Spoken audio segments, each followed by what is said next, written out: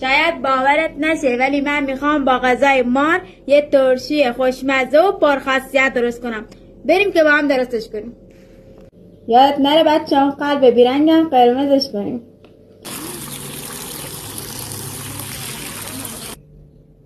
بهش نمک و آب جوشیده سرد شده اضافه میکنیم